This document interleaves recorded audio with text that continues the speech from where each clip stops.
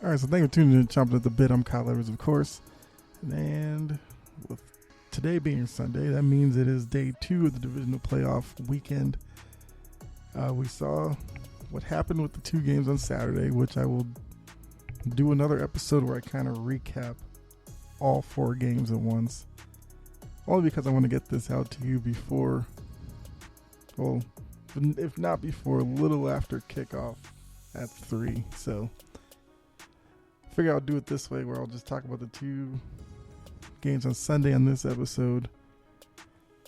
And instead of doing an episode recapping the 2 games from Saturday, I'll wait and just recap all 4 on one episode.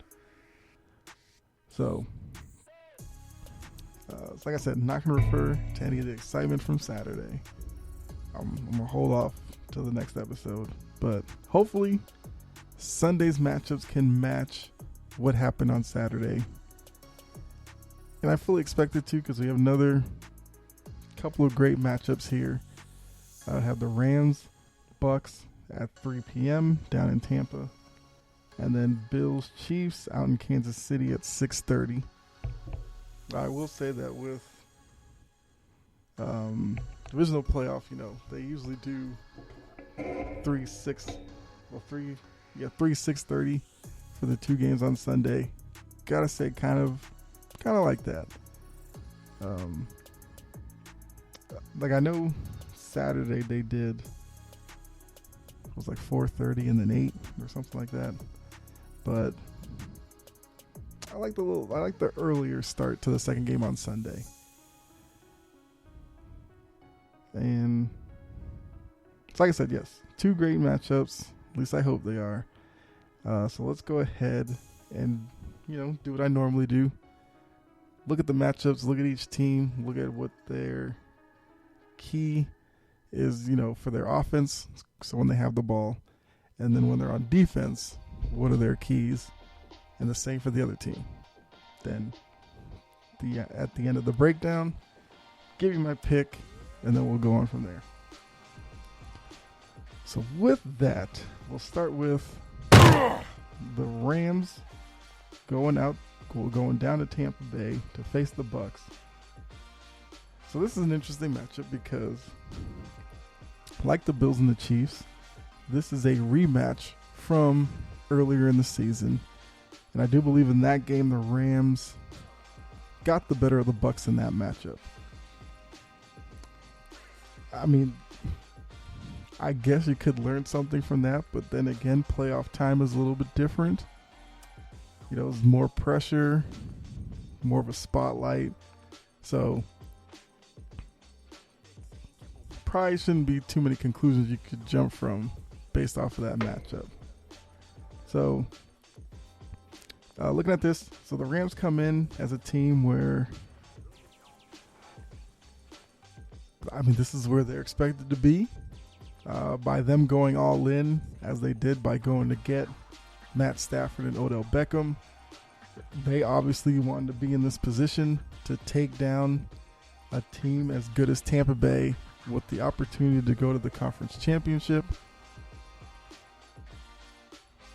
And if they don't do it, it's going to be a failure, of course, because like I said, they went all in for this year, and there's no guarantee that this Rams group would all come back next year, because that also includes Von Miller, who was another acquisition.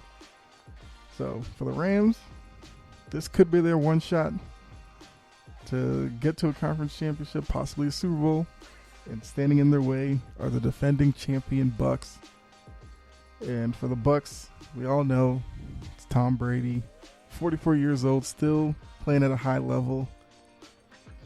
And then, of course, we heard about the report that came out, I think, late Saturday or early Sunday, where Brady is kind of up in the air about his future. So there's a chance that if the Bucks lose today, could be the last time we see Tom Brady as a quarterback. I don't know how much I read into that yet, because we know Brady is the type who, in the offseason, kind of goes through a process to see where he is. So I wouldn't, put him down as retiring right now, or that he's coming back yet. I'm sure this game may play into that. If he performs poorly, maybe that pushes him to retirement. If he plays great and they go on to go back to back, maybe that pushes him towards returning. Or it could be the other way. If he plays bad, maybe he'll want to come back to prove that isn't the last image of him we have. And if he wins it all, maybe he decides that's enough. I've won enough. I'm done. But enough with that. Looking at on the field, start once again with the Rams as the road team. So when the Rams have the ball on offense, key for them is going to be Matt Stafford. This is uncharted territory for Matt Stafford, much like most of this year has been. Because I said when the Rams got him, this is different pressure now. When he's with the Lions, yeah, people recognized how good of a quarterback he was, at least, arm talent and all that.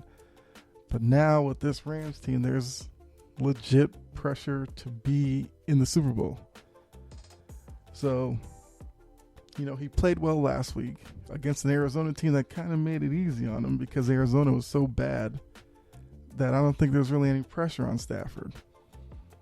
We're expecting a Bucs team to be better in terms of execution, better in terms of production, as in putting points on the board.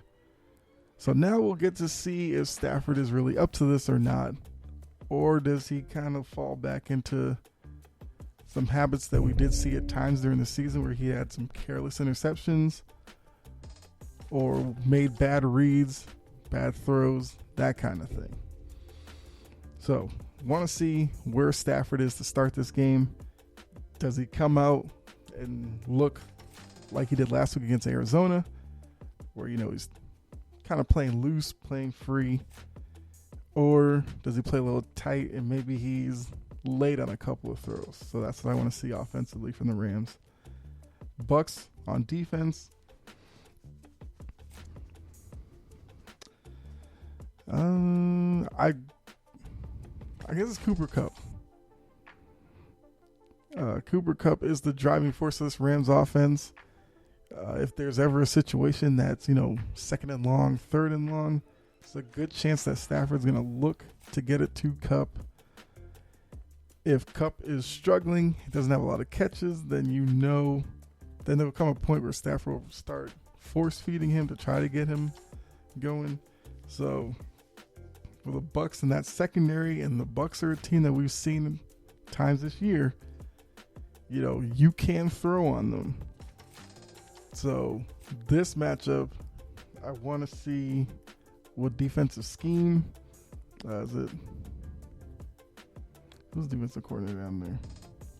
Is it Todd Bowles or Raheem Morris? I might look that up real quick. But whichever one it is, because I can't remember. I know that they're both defensive coordinators somewhere. Hold on. I think it's Raheem Morris. Is it? Yeah. Defensive coordinator. Blah, blah, blah.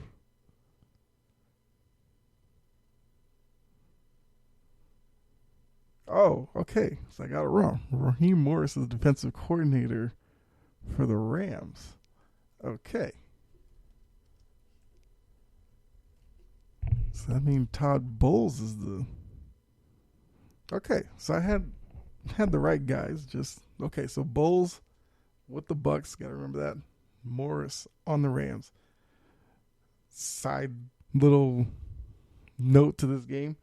Two guys trying to get back into the head coaching carousel of this offseason. Big game for those two. So that's going to be something to look for as well. Which coordinator comes up with a plan to stop which, at times high-powered offense. Probably gets them a leg up on one of these open jobs. Anyway, so want to see what Todd Bowles can come up with to kind of scheme to keep Cooper Kupp in check, and then by doing that, also not letting Odell Beckham just go off. That's gonna be tough because Cup's one side of the field, Odell's on the other side. I mean, you can't double team both because then that leaves you vulnerable to Higbee or whatever. Van Jefferson, who's a good young wide receiver as well. So we'll have to see what happens there defensively for the Bucs. Flip side, when the Bucs have the ball, the key is going to be, I'm going with Leonard Fournette. I mean, they've activated him off of IR. They're going with the whole playoff Lenny thing again. So, give you a nickname like that, you got to live up to it. Now, his importance is if he can get it going, be productive on the ground, 4-5 yards a carry, then it's less pressure on Brady and, with Gronk and those guys to have to carry the load. Because, yes, Brady is still at an MVP level at 44, but to make it easier on him, he would like to get some production from Fournette in the backfield. And then with the Rams on defense, the key is going to be, I think, Aaron Donald in that front seven. Because we know the Bucs come into this matchup with some injuries on their offensive line. Jensen, the center, has the ankle issue. I believe Wirfs is out. So, I mean, depending how Tampa Bay shuffles their offensive line, there could be instances where Donald or maybe Von Miller on a blitz or something like that goes up against a somewhat inexperienced guy on the line, and I think they're going to take advantage of that because we all know with Brady, you get pressure on him up the middle. You can kind of contain him because, he's not going to scramble outside the pocket too often. He does more of his work bouncing around within the pocket. So up the middle, maybe they can cause some turnovers, and then they'll be good to go. So now we broke down the matches all, with the ball and on defense. The line coming to this game is at 3 for Tampa Bay. So Tampa Bay's favored by 3. So this is a tough one. I've been going back and forth on this one all day because, one, I think what happened in Saturday's games may have swayed me a bit to try to go with the Rams because maybe this is just one of those oddball playoffs that we'll look back on in 10 years when a bunch of road teams were getting wins that weren't expected. Or was that just a product of yesterday and today we get more of probably what should happen if you're just sitting in a vacuum looking at these two teams? You could trust Brady more than Stafford, so normally you'd want to go with the Bucs and Brady because in playoff time, usually quarterback play is even bigger of a factor than in the regular season. So I think I'm going to go with the Bucs -3 because I'm still under the impression that you just don't bet against Tom Brady in these situations. But the offensive line does scare me in this one because if this is a game where we're hearing Aaron Donald's name a lot and he's constantly in Brady's face, then it's going to be a problem.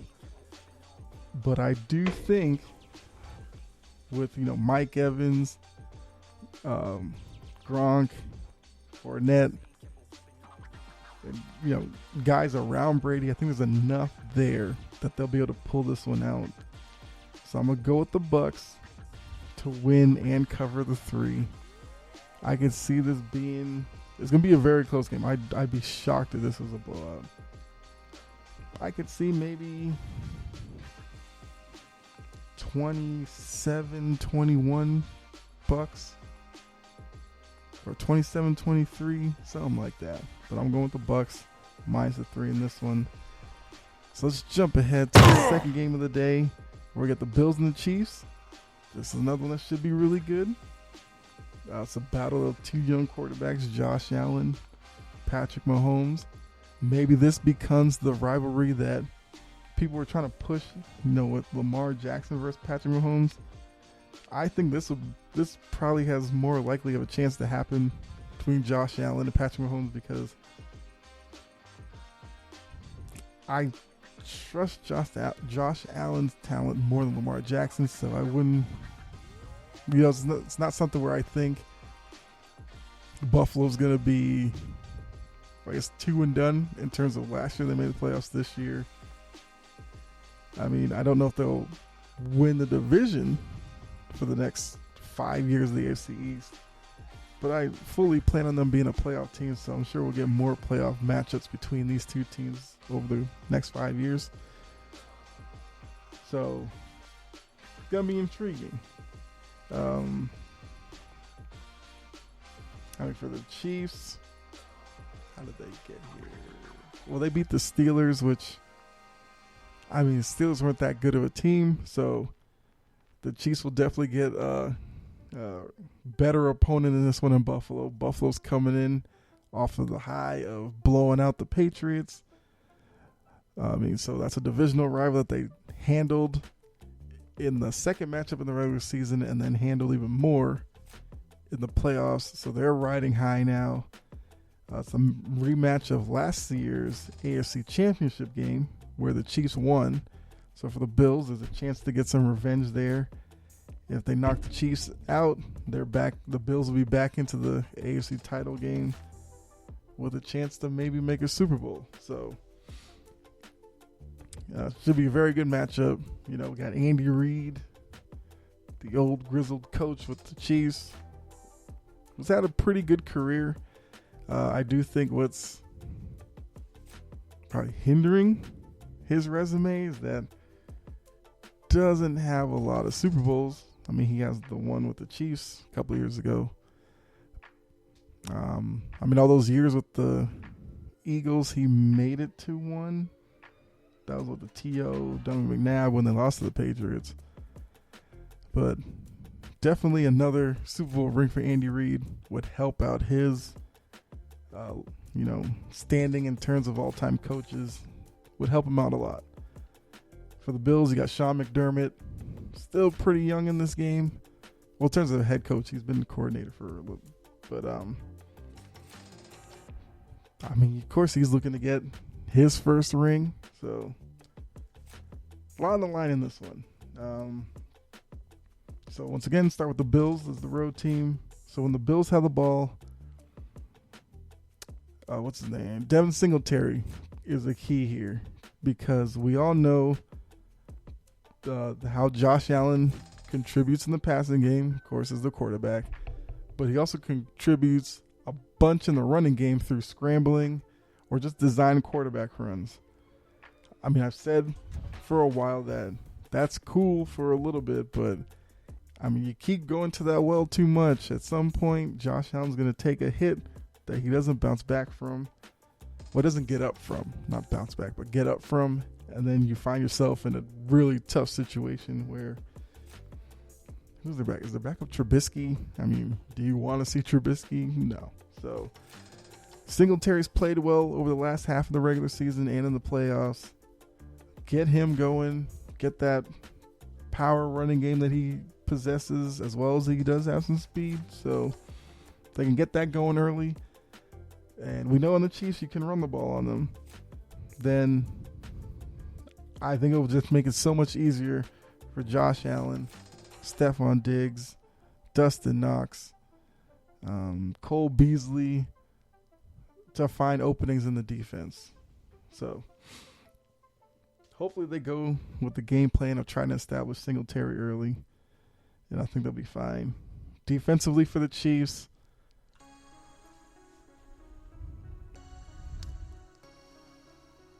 I think for the Chiefs it may be to, as weird as this might sound, hope Singletary has some success early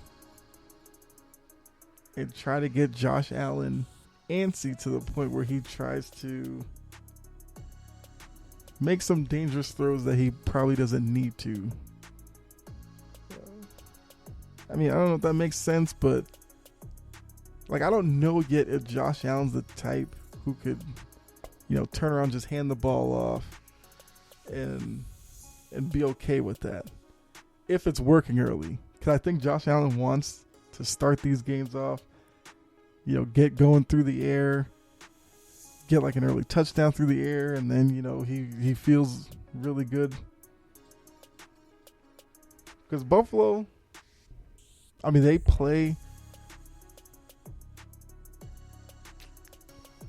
How do I say this? Like, they play with a demeanor that's a little bit cocky, and that usually is driven down from Josh Allen. And that usually comes from, getting the ball, throwing all over the field early, making completions, driving down the field, and then they kind of feel like they're invincible. If the Chiefs can corral the passing game early, force Buffalo to hand off to Singletary, then I think Josh Allen will start to get wound up a little bit and want to force balls into tight windows, and then you can get some turnovers off of them. Flip side, the Chiefs have the ball.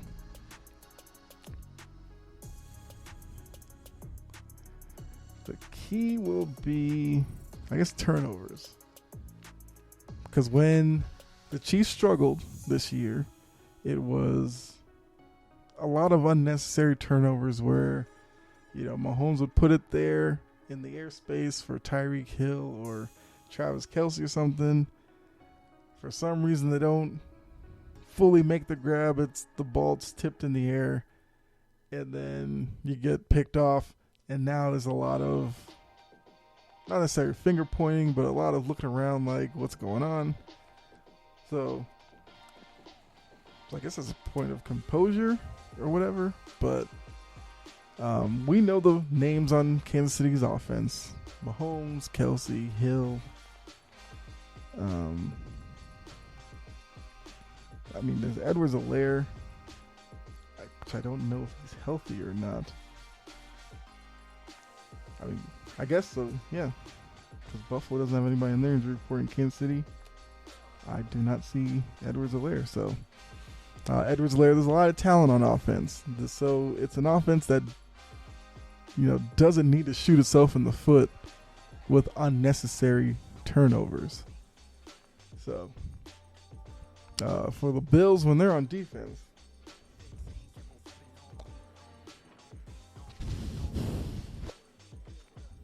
now, I will say that the Bills' defense, like their second level, the linebackers, and their secondary, they're actually really good athletically as a group. So I would like to see with that group, like, what exactly is their plan defensively? Are they going to try to come out and play zone and force Mahomes to throw underneath and then just come up and make sure tackles? Are they going to try to pressure Mahomes and kind of play single coverage on the outside? I think it's a dangerous game to play, but if any team could maybe get away with it, it might be Buffalo.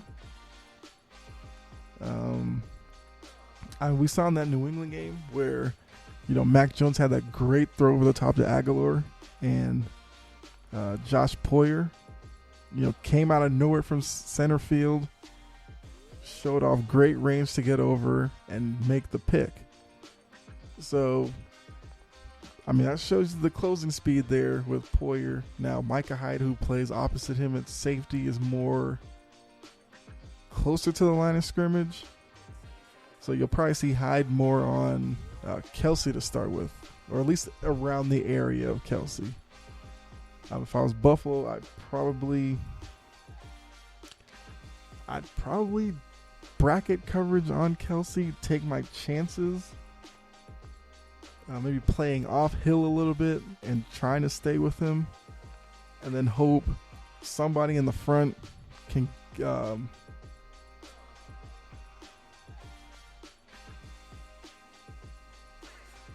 somebody in Buffalo over in the front, whether it's who's the linebacker? The linebackers are with Edmonds and Milano. I think Edmonds is more cover guy, but hopefully they can try to confuse Mahomes enough where, show blitz, back off. You're forcing to throw early, maybe get a tip ball. Or show like you're in zone, bring a late blitz. You're going to have to kind of do stuff like that because if you just play generic defense against Mahomes, he'll find a rhythm and then, it'll just open up the floodgates and Kansas City can put up points quickly. So Rams Bucks, like I said, I see kind of in the 20s range. Bills Chiefs, if both of these offenses get going, that's a game that could easily be up in the 30s, no problem. So the line coming into this one is 1.5 for Kansas City. And I have a sneaky suspicion that Buffalo is in a great space right now to knock off Kansas City. I know it's tough playing in Arrowhead Stadium, but yes, the Bills, took advantage of my Patriots last week, rookie quarterback and all that. It's easy to downplay that, but I liked what I saw from Buffalo. So I think I'm going to go with the upset here. I'm going to take the Bills plus 1.5. And then, of course, at that point, I'm taking them to upset Kansas City. I'm going to go... Let's go 34-30 Buffalo. So, there you are. Once again, I've got the Bucks -3. I think I said, 27-23. And I'm going Bills plus 1.5 over the Chiefs. 34-30. So those are my 2 picks for Sunday's games. I think this will be out a little bit after kickoff of the first game, but, whatever. So, if you remember, as I said, the next episode I'll do will be after these 2 games on Sunday. I'll come back, do an episode, recap all 4 games of Divisional playoff, and we'll see what are the matchups for the championship game at that point. But, like I said, hopefully it's another great day.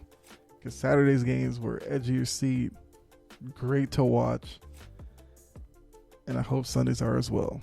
So hopefully you enjoy the 2 games on Sunday. I know I will. And if you like the episode, go ahead and hit like. If you've been listening for a little bit but haven't subscribed to the show yet, go ahead and do that as well. That way you'll be notified whenever I drop new episodes. As always, follow me on Twitter at Chompin' Podcast, where I do tweet during the games. Or if I don't, I'll definitely be tweeting after them, and we can get into some conversations that way. So, be safe out there. God bless. Enjoy the games. I'll catch you next episode. All right, I'm out.